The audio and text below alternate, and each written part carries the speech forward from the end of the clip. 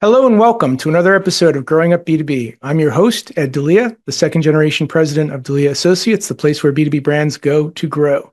Today, I have the pleasure of speaking with David Indursky, president of ENCON Mechanical Contractors, a family-founded firm that has grown from humble beginnings into a leading building solutions company in New Jersey. His father, Marty Indursky, founded the business in 1968, and David has carried that legacy forward. We'll dive into what it takes to lead a family business through generational change, how to stay relevant in a technology-driven industry, and how leadership, culture, and legacy intersect. David, welcome to Growing Up B2B. Thank you, Ed. I appreciate it. Awesome. So David, let's get right into it. You practically grew up in the business. Talk about some of your earliest memories at ENCON and maybe some moments that were really memorable for you in the early years. And as a child, I was here a lot of Saturdays, a lot of nights, just with my father as a typical owner's child, son. Best time to see your father was to go to work with him. During my high school years and my college breaks, I was everything from the truck driver to the service helper to the whatever part was forgotten. Hey, son, come in and bring this to this job. I'm not sure I really ever planned on being here full time until my early 20s, but I grew up here doing every ugly task imaginable that my father could ever assign to me. That's funny.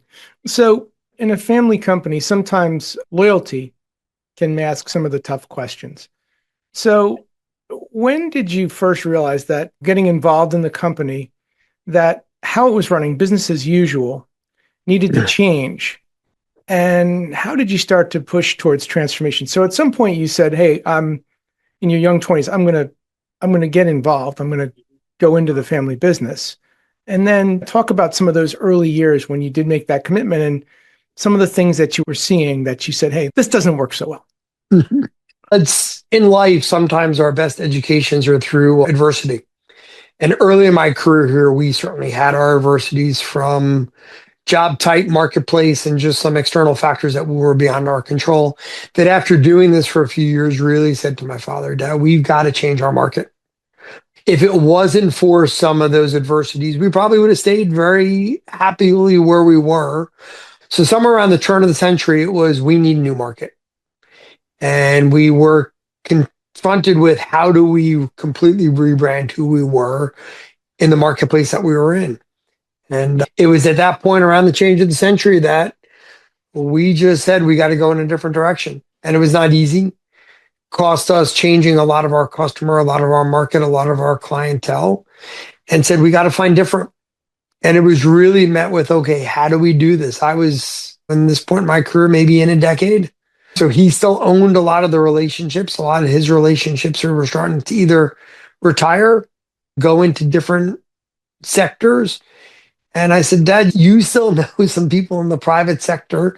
Let's just start hanging out with them and asking them how we grow differently. And that was the beginning of a monumental directional change for us. Talk about that further. So prior to that point, how would you define ENCON? What was ENCON known for originally? And then where were you looking to take it? What was that shift?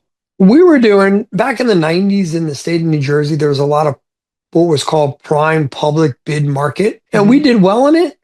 We figured out how to do that market, but that market, after being in it for a few years, really, we learned we didn't belong there anymore. And to say, okay, we're going to go more into the negotiated design build market, which is really where my father made his roots in the 70s and 80s, and said, let's go back to that market. It's a better market. It's a friendlier market. It's where we really belong.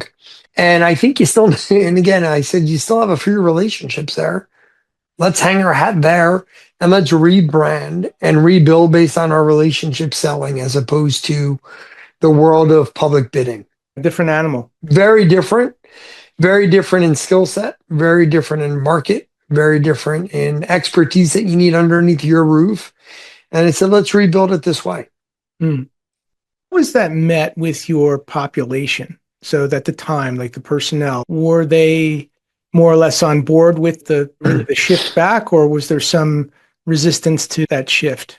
No, I think they liked it better because the public market by nature is a very adversarial market. The private market is a little more relationship built. So Okay. they appreciated the different tempo of it, the different personality of it, the fact that if we did a good job for a fair market price, we were able to earn another job, as opposed to hope that we could be the lowest bidder on our next job. Mhm. Relationships don't really matter in the public sector. Yeah. It's just strictly a price-driven market. Yeah. So I could see clearly that why the change and how that came to be, and it seemed to work. Again, not easy, different adversities, but at Yeah. least you have people that you're working with over time that if they value what you've done for them, they at least give you the opportunity to earn your next job. Going back to some of the early years, in the late 60s, early 70s, your dad was putting together systems, processes where few were doing that at the time. Back then, I think it was a bit more of a less a science, a bit more of an art, if you will, or a craft. Sure. But he was doing that, and he was putting down some of the foundations of processes, systems, and the like. How did that influence you as you were coming up in the business, David? Did you see that in him? Did you recognize that, and how did that shape you? I think my father has a lot of great attributes. He's a leading edge in how to do things different or how to make things better. I say we were in the building automation control business in the 70s, long before the world knew what building automation was. And my father did it just because of his engineering background. Where my father didn't strive is how to build systems beyond his abilities. So when it became bigger than him, when my father's involved in a project or an engineering model, there's no one better. But when it came to how to multiply it or how to duplicate it, is where his limitations became evident. And I became less about the technology and the engineering side and more about how to grow the systems and the people. Hmm. So it's really where our two attributes together. He allowed me to take some of his archaic paper systems and digitize them. Okay. When I say in a generational business, he allowed me to call his baby ugly a little bit. Because Okay. that to this day, we have a lot of things that you can draw a direct line to what he started. I've just tried to make him better. Yeah. But Hmm. when it comes to if you need to go to a building and figure out why it's broken or how to make it better, there's no one better to this day. And I say, my father's 87. I still have the privilege of working with him every day. And I say to the young, smart people that we have here, just listen to him. He knows what he's doing. He may not be his back of the napkin stuff still works. Now, as we've had more people here, we don't always want his process to drive what we do here. So I say to my father, you do it any way you want. We put a lot of smart people around him that makes his square thinking fit in our round holes. And there's nothing wrong with that. No, that's an interesting way of looking at it. This is always challenging when there is a legacy in a business, and yours certainly has legacy. How do you think about that, David, when you think about balancing that honoring of the past with working towards the future and ultimately creating your own legacy? Really carefully. And I say I'm truly blessed that we have our annual town hall meeting every year. And I never know which one will be his last. So we always pay tribute to what he created, what his legacy is, and the fact that Mhm. we still have him on stage with us. And at 87, to still have the founder of a company 56, 7 years old, that's rare. Yeah. And the fact that my father has the passion to be here every day is tremendous. And I never want to belittle that. Yeah. And any change we make, the culture, I'm here 32 years full time. We still have people here longer than me. Wow. And not many companies have the ability to say that. No, that's very And true. whenever we have new people on board, I always say, spend time with my father. He breeds and breeds the culture that we try to keep every day. And they're cool to have words on the wall, but it's really hard to promote it, especially now with 200 people here, some of which I've never met, many of which my father certainly has never met, and they've never met my father. So when we have a company event or an annual something, I say just say hello to him. And I Mhm. encourage my father to do the same. And he may not remember you the way he once did, Yeah. but no one cares more about its people than he does. And that's something that we try to make sure generationally, and as we hire new people, that we Mm, hire for culture. We're obviously in a very technically driven trade space, but we could teach most of the trade. I can't teach people to please, thank you, and the basics. yeah.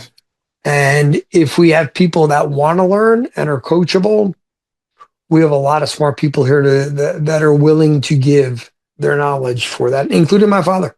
Yeah. Yeah. And certainly not just a strong mentor figure to you, but to all that would be willing to step up and say hello. We have annual goals for ourselves every year as leaders here. And one of the goals that my father always has, or we always impose on my father, is spend more time mentoring. It'll be better for the success of me if you can impose your wisdom on some really smart 25-year-olds. They're great engineering students.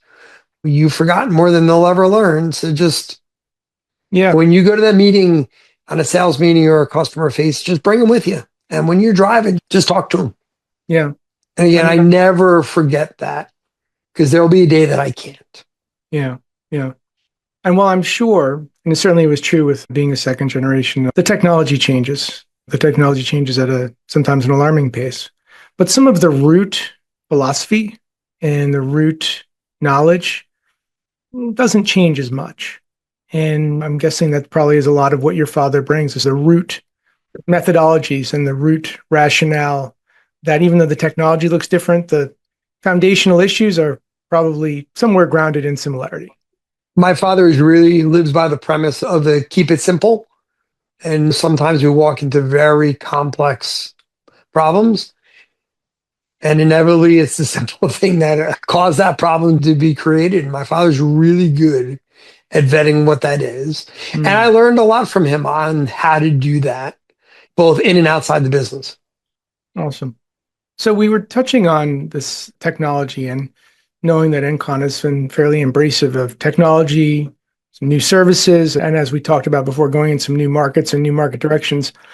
What is one of the harder changes or innovations that you've had to lead? And what, if any, resistance did you face in doing that? Something new that you had to bring or you wanted to bring into the company, into the fold from a technology or innovation standpoint?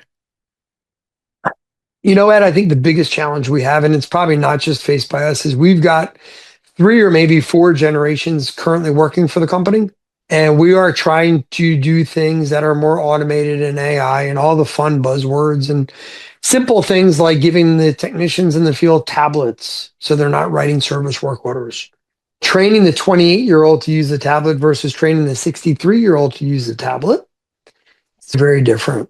Yes, it is. And there's a lot of tools that technicians can use to make their jobs easier. Or there's new equipment out there where, much like your car, you probably can't even check the oil in your new car. Telling them, the senior mechanic, hey, you're not going to treat the new piece of equipment without a laptop. You're going to plug into it, and it's going to give you the diagnostic codes of what it's doing. I don't want a laptop. I want my meter, my tools, and my. Whereas the 30-year-old saying, I don't know what tools he's talking about. I plug in my computer. And trying to manage the generational gap of technology and skill set out there is incredibly hard for the 50-year-old manager that needs to communicate to 2 and 3 and 4 generations. Is really challenging. Yeah. Yeah. I run into it here too. I was working with a young designer and he was working on something and I showed him the root. Back then we didn't have a computer, so we did it was math to figure out sizing of something. And he was kind of looking at me like, oh wow, that's where that comes from. Yeah, that's where that comes from. And you have some that really are thirsty for the where. Yeah. And you got others that say, I'll just put that in ChatGPT. I don't need to understand why. And it's my job to understand that I no longer try to convince this person that they need to understand the why behind it. And some absorb it and want it, and some need it based on what their engineering role is here. And you have others that say, I'll never need to understand that. So why am I going to invest energy to figure it out? Yeah, it's interesting. That's interesting. You have a lot of mantras, but one of them that I came across was failure is not an option. Talk about that for a moment. How have you instilled that mindset in your team Mhm. and in your own experience? Have you ever had to live that or live up to that in a crisis situation? Definitely. And as we talk about global supply chain issues and obsolescence of equipment, we as an industry are faced to work with equipment built in 1973, where that manufacturer has been sold 4 times. And you're on that roof on a 10-degree night, and the building will freeze if you don't make that machine work. You just have to figure it out. And it's where when I say when mechanics that are not on call, when their phone rings at 8 o'clock at night, it's usually because someone's on a roof and they need your help. And you might have some unique skill set that's going to make it where they can go home at night. So please answer the phone, because 30 years ago, someone answered your telephone. Someone probably went to the payphone, trying to think 30 years ago, and said, how do you fix this? Yeah. But instilling the fact that we have a responsibility to our customers to fix it. Mm. And sometimes we're faced with things that are beyond our skill set. We started tracking the use of data of some of our guys on the phone just because it's good business. And we figured out that 2 or 3 mechanics were their data consumption was 10x everybody else. Guys, what are you doing? Oh, when I'm stuck, I go to YouTube and I go to the internet and I can fix just about anything by going to the internet. And I watch a video and there's sure as heck someone showing you from that unit from 1976 that if you just did this, and I never would have known that. Oh, so maybe watching your data consumption isn't a bad thing. Because we had IT saying in here saying we got to shut down how much time they're on. Why don't we ask why they're using so much more data than other? And ironically, you were able to figure out that they're the techs that could fix anything. So they all figure out their own ways to educate themselves. Oh. But in the world of how do you make yourself smarter? How do you make yourself more valuable? How do you make yourself more resourceful? Some find their own ways when it's really cold out or really hot out, and they know they have to fix it. Yeah. Yeah. And our mantra of you've got to get it done in the service world. And the service technician by itself, they're one-man soldiers. They're lone wolves out there. Yeah. They're on a roof. They don't have a team behind them. When the sun goes down and they get a call for help sometimes. That legacy knowledge as an industry is retiring, is sunsetting. And in years to come, it will be a bigger problem. Oh, I believe it. I believe it for sure. We say you've got to make your Commodore 64 talk to the internet sometimes. First, you got to explain what the Commodore 64 was. And then you got to say, okay, how am I going to make this thing connect? And yeah. And they figure it out, though. To their credit, they figure it out. That's amazing. So bring it back to family. So there's a couple of family members involved in your company, right? Dave says there's your dad and your sister. So when there are next generation, when there are other relatives, and this comes up a lot in this show, what, if any, boundaries do you all set to ensure that when you are talking business, things are maintained in an objective and professional tone and tempo? So I truly think the objectivity is something that we've always done a good job doing. I think the boundaries are the harder part. My father has gotten less out of ops and we travel together or we're at Thanksgiving dinner and something comes up or there's the emergency call that comes in and he has an eager desire to know and I have an eager desire not to tell. It keeps the boundaries a lot simpler. And I'd like to think that he knows that when the world's really on fire, I'll ask him. Until then, go enjoy the grandkids. And I fight to keep the wall thick, and he fights to get it over the wall, through the wall, under the wall, by the wall, because he likes to know. Yeah.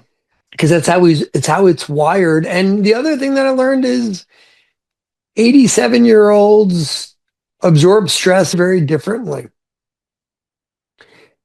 And I shelter him from the stressful parts of the normal everyday business. And inevitably, sometimes he finds out about it. Usually it's after the fire is put out. And I say, aren't you glad you didn't know? But aren't you also glad that you have a team that you could trust that could solve it for you and you don't need to know? And sometimes customers, especially long-term customers of his, will call him directly. And I said, Dad, please don't answer the phone. We can deal with this without you. And again, it's how it's wired. It's what he loves to do. He still loves to be involved. But I think the family works better when he gets to enjoy the family time. Yeah. And over the years, as I was younger in career and gray hair and no hair, it infiltrated because it had to. Yeah. But I like to say that we've got the team in place that says you can go enjoy Christmas Eve without worrying about where your phone is or who's going to call you up, other than just to say thank you. That's great. And it's great that at least one of you has the discipline to say, let's keep family time as best we can. And there are times I think the whole family understands we are in a family business, and we're in the emergency response business. Yeah. And when the phone rings and we need to, we're really good firefighters when we need to. My goal is let's not do it because we have to. Yeah. Stuff happens. We, again, 200 people. We touch a lot of customers. We have a lot of trucks on the road in inclement weather, and sometimes stuff happens. Yeah. The phone needs to ring for that. But again, let's trust the team. Let's build the team. Let's empower the team so they can make the decisions so that we can not have to be on the clock at 2 a.m. For sure. Yeah. Or certainly at 87, he doesn't have to be on the clock at 2 a.m. Yeah. It sounds like systems have a funny behavior. They don't know better than to break down in the middle of the night or on weekends or on holidays. They seem to have a mind of their own sometimes. They break when it's not convenient. As I remind our team here, you all chose to be in the emergency repair business, not me. Yeah. I was born into it. You weren't. So you have a choice of what your career path was. And while we're here, let's work really hard to have the systems in place so that we fix it before it becomes this.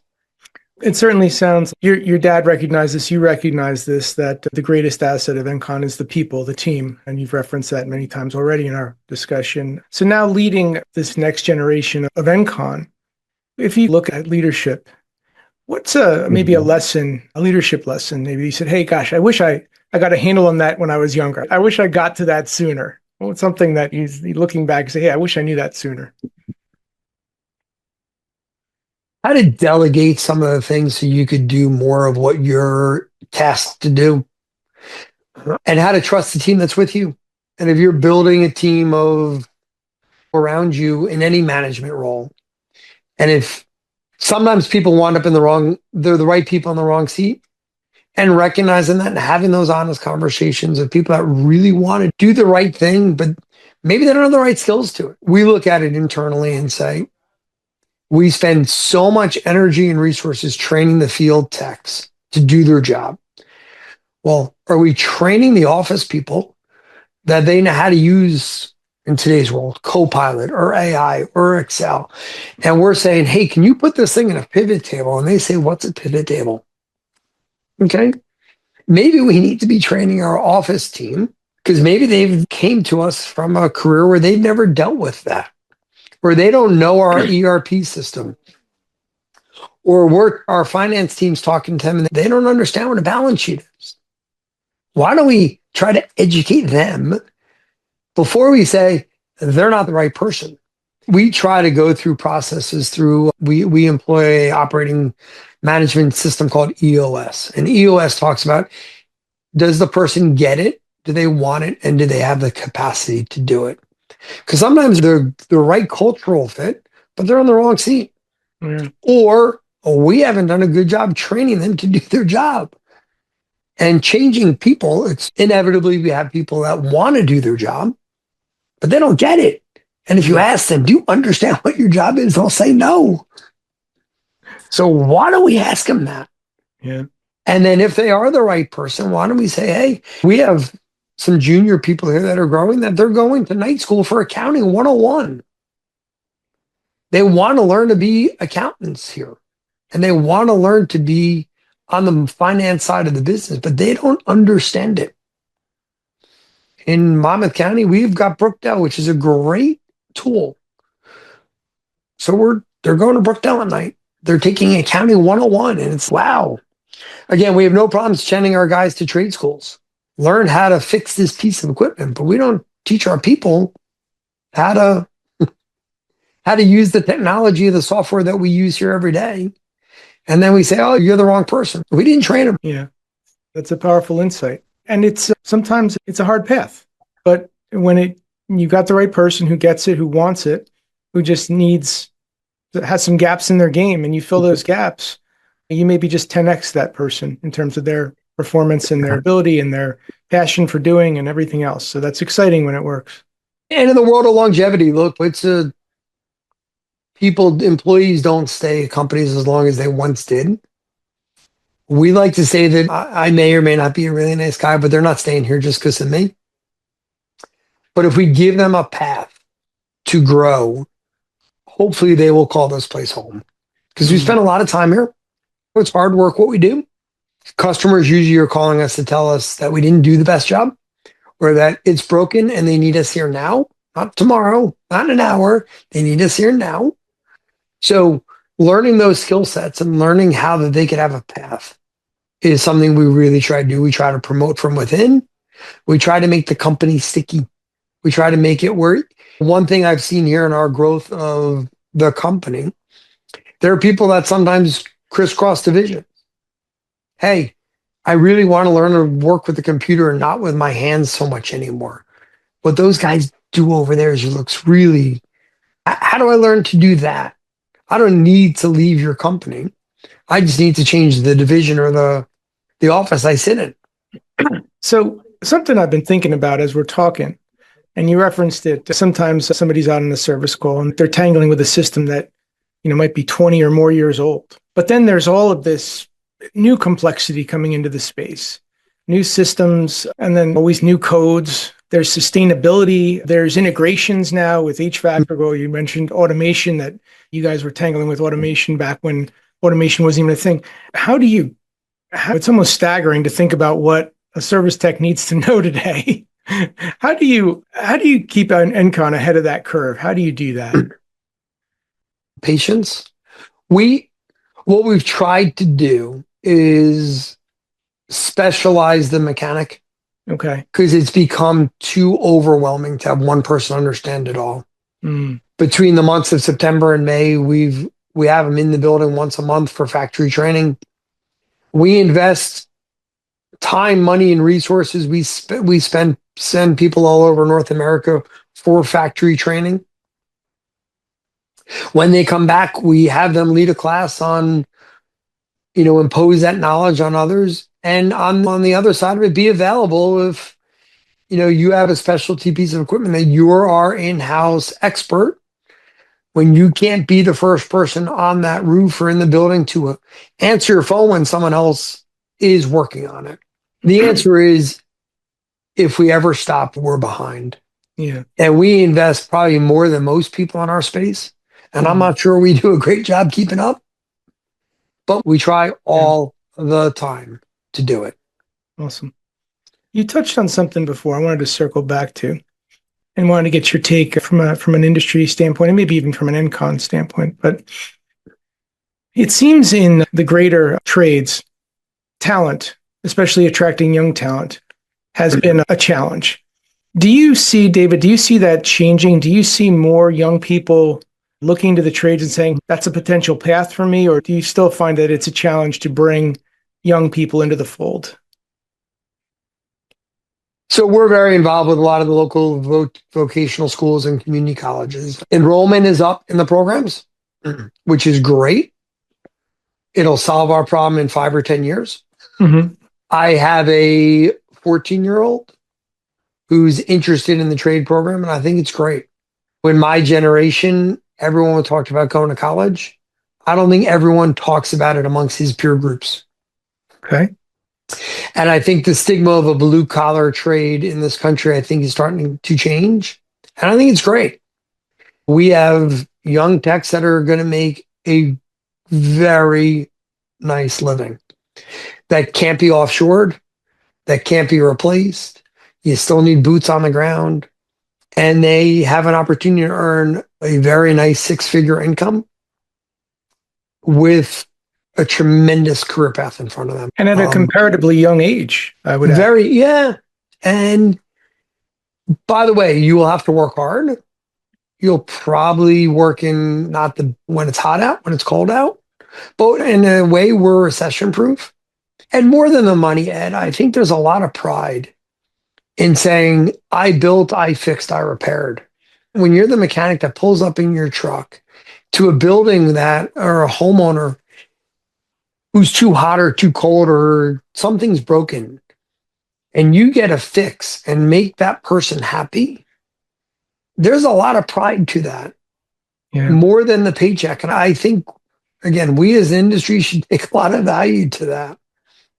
And if you're the person that runs the pipe or runs the power wiring, and you can look back and say, I did that. And you can see the fruits of what your labor was in your sweat, your hands, or your creativity, it's more than a paycheck. And you can go home to your family and say, you know what? Today I walked into a building and it was freezing. It was 30 degrees and the building almost frozen. Here's what I did. And I changed this motor and I did this stuff. And now all of a sudden it's fixed and they were happy. And they said, please and thank you. And what's that worth? Yeah.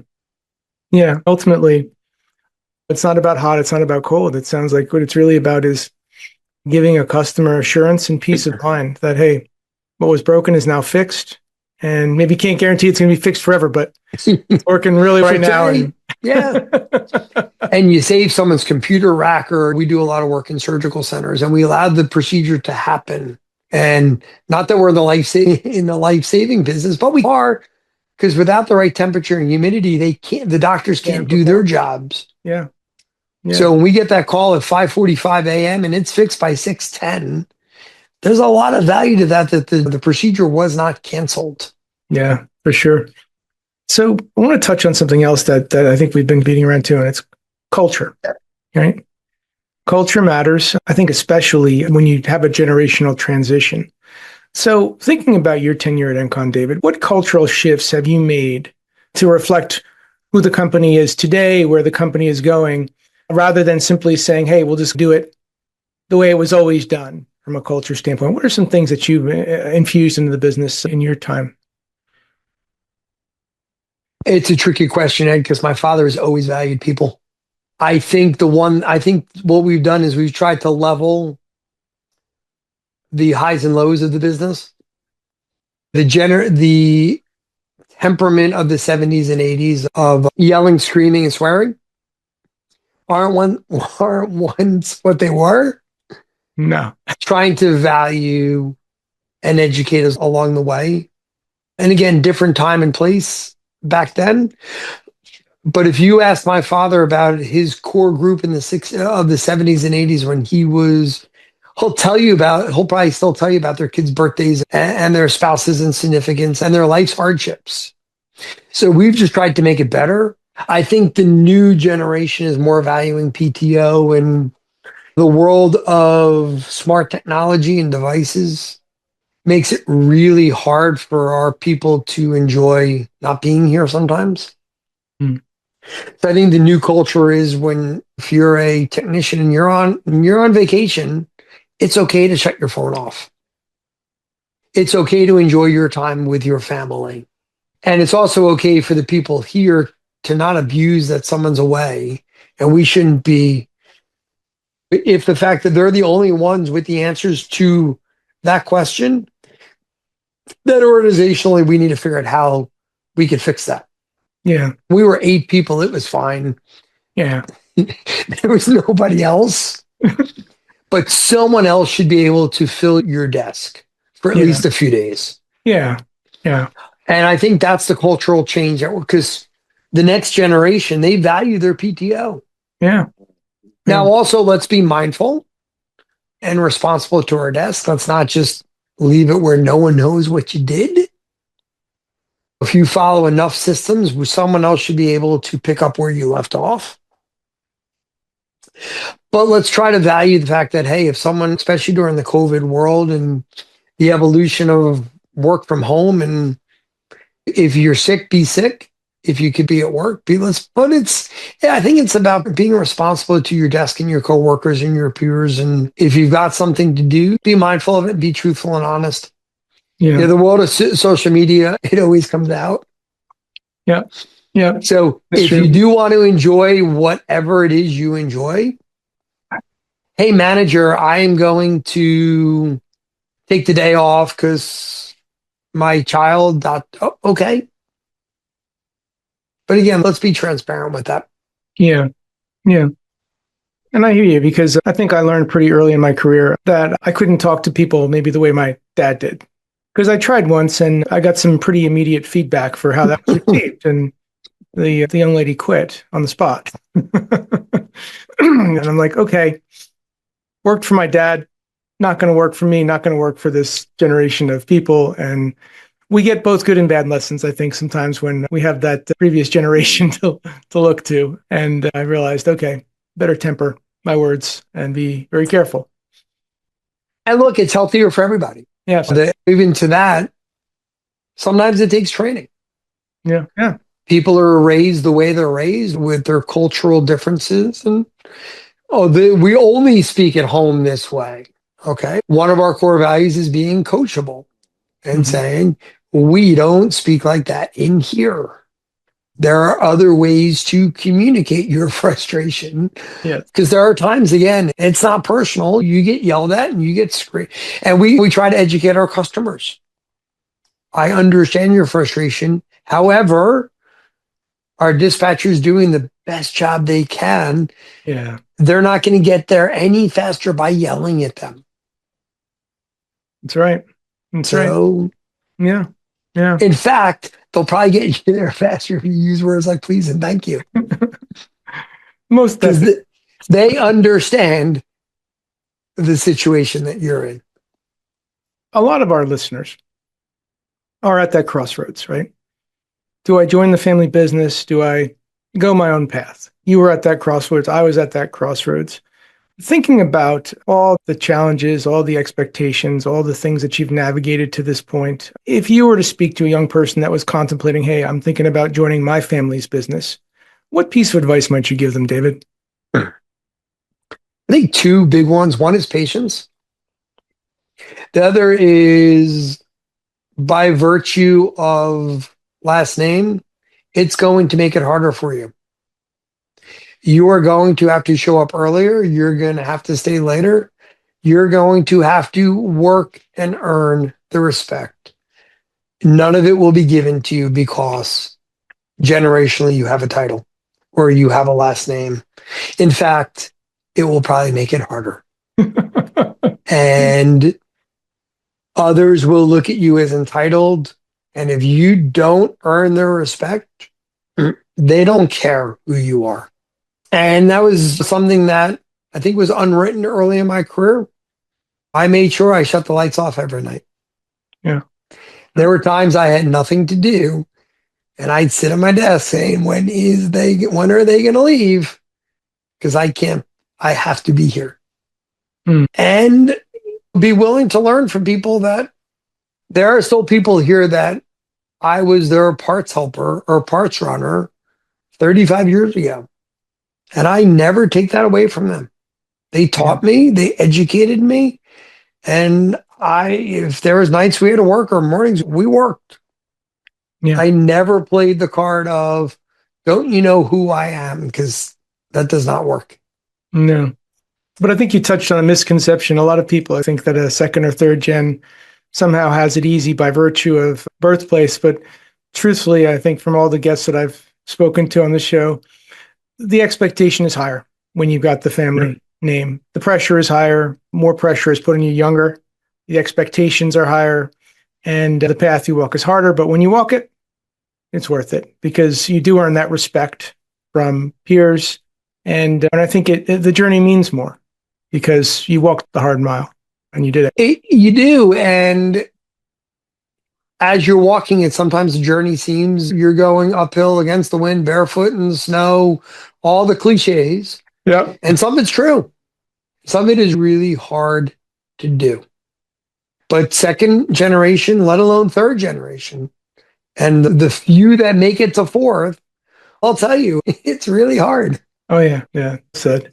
Last question. If any of our listeners wanted to learn more about you, your story, or learn more about the work you do at ENCON, what's the best way for them to connect, David?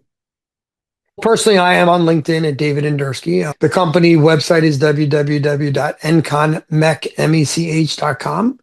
And I think we're pretty well known on the internet, and always feel free to reach out in any capacity that someone would like to. Always looking to communicate with other future leaders. Appreciate that. David, thank you so much for joining us today on Growing Up B2B. Your story is certainly a compelling reminder of how leadership, culture, legacy, and innovation can all come together in the family business to build something that's special and enduring. Again, we've been speaking with David Indursky, president of ENCON Mechanical, and I'm your host, Ed Delia, and this has been another episode of Growing Up B2B. Thanks so much for listening, and we'll see you next time. David, thank you so much for joining us today. Thank you.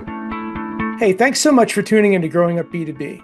To explore more episodes and insights, visit podcast.delianet.com. And if you've enjoyed this episode, please give us a rating or review on your podcast platform of choice. Having worked with hundreds of family-led businesses across my career, and being a second-generation leader myself, I'm on a mission to help every family business I meet achieve next-level growth for their organization. So feel free also to connect with me on LinkedIn and let's support each other.